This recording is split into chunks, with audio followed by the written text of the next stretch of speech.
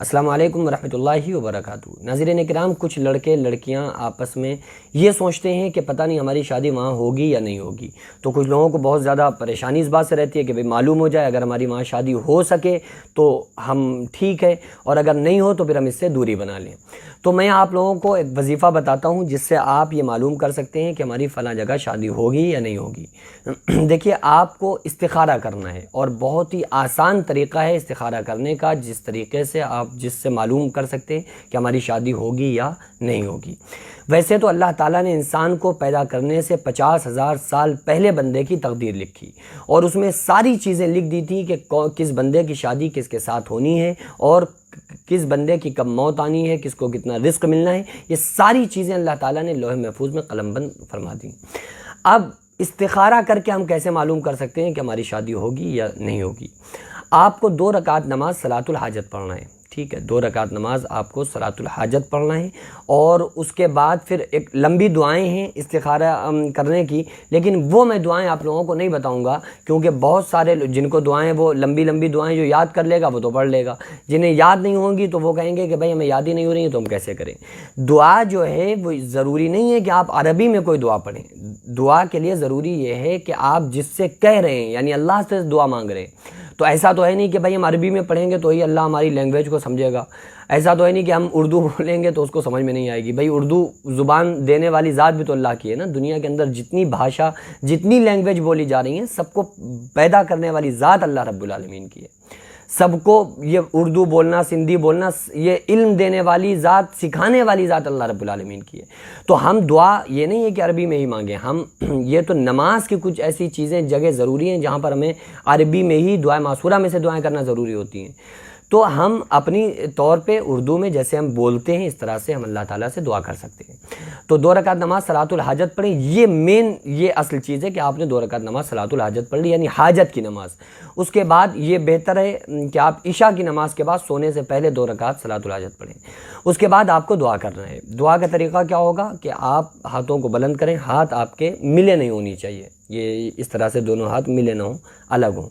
اور یہ کوہنی جو ہے وہ کوہنی تھوڑا آپ کے سینے سے علیحدہ ہونا چاہیے، آگے کو ہونا چاہیے، ہاتھ اچھے سے پھیلے ہونا چاہیے اللہ کے سامنے، اور پھر آپ اپنی جو بھی تمنا ہے آپ اس کو اللہ کے سامنے رکھ سکتے ہیں کہ بھائی آپ دعا میں اللہ سے جو بھی مانگنا چاہتے ہیں کہ اے پروردگار عالم ہم فلاں سے نکاح کرنا چاہتے ہیں، اور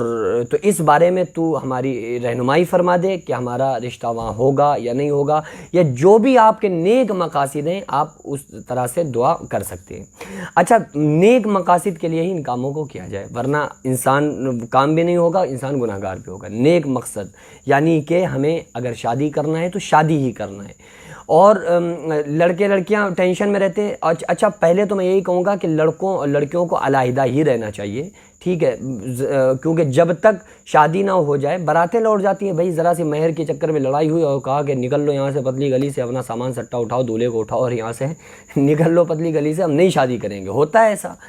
کیونکہ پٹی نہیں کھائی، اللہ نے تقدیر میں نہیں لکھا تھا۔ تو یہ ہمیں جب ہی عشق کا اظہار ہمیں کرنا ہے جب ہماری شادیاں ہو جائیں، ٹھیک ہے، جب شادی ہو گئیں اب اس کے بعد آپ عشق کا اظہار کریں، جب تو کوئی محبت سے بول نہیں رہا ہوتا ہے بیوی سے، بس پہلے سب لگے ہوتے ہیں ادھر ادھر۔ تو اس چیز کا آپ لوگوں کو اچھے سے خیال رکھنا ہے کہ آپ اس کے قریب نہ جائیں۔ آقا علیہ السلام نے فرمایا زنا العینین نظر، دونوں آنکھوں کا زنا ہے کسی نامحرم کی طرف دیکھنا۔ ایسے ہی آپ چاہ رہے ہیں کہ بھئی ہمارا رشتہ اگر اس جگہ پہ ہو جائے تو ہمارے لیے بڑی بہتر بات ہوگی، تو آپ استخارہ کر کے استخارہ آپ کر سکتے ہیں، تو اللہ تعالیٰ انشاءاللہ کوئی خواب آپ کو آئے گا یا تو فرشتے کی جانب سے، جس سے آپ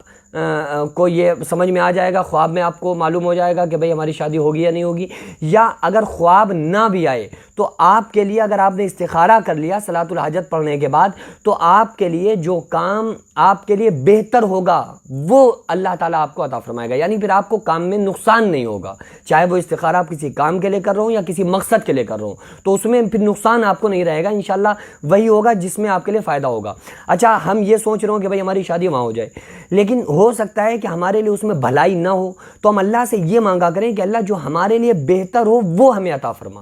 تو اسی واسطے اللہ کے نبی صلی اللہ علیہ وسلم نے ہمیں دعا سکھلائی ہے، جس کو قرآن میں اللہ تعالیٰ نے بیان فرمایا ہے، ربنا آتنا فی الدنیا حسنۃ وفی الآخرۃ حسنۃ وقنا عذاب النار، کہ اے ہمارے رب ہمیں دنیا میں بھلائی عطا فرما، جس میں ہمارے لیے بھلائی ہو وہ چیز ہمیں عطا فرما، آخرت کی بھلائیوں سے ہمیں نواز دے، اور ہمیں جہنم کی آگ سے بچا۔ تو اس میں دنیا، آخرت اور جہنم سے بچنے کی دعا، تینوں چیزیں موجود ہیں، تو ہمیں اس دعا کی کثرت کرتے رہنا چاہیے۔ اور اس طرح سے آپ لوگ استخارہ کر کے اپنے بارے میں معلوم کر سکتے ہیں کہ جو کام ہم کرنے والے ہیں یا جو ہم سوچ رہے ہیں، تو یہ ہمارا کام یا سوچنا یا ہمارا فلاں جگہ شادی کرنے کا جو ہمارا خیال ہے، یہ صحیح ہے یا نہیں صحیح ہے۔ تو ہم اللہ سے اس ڈائریکٹ اپنی بات کو رکھیں تو اللہ تعالیٰ ہمارے لیے بہتر فیصلہ فرمائے گا، کیونکہ اللہ تعالیٰ بہترین فیصلہ کرنے والا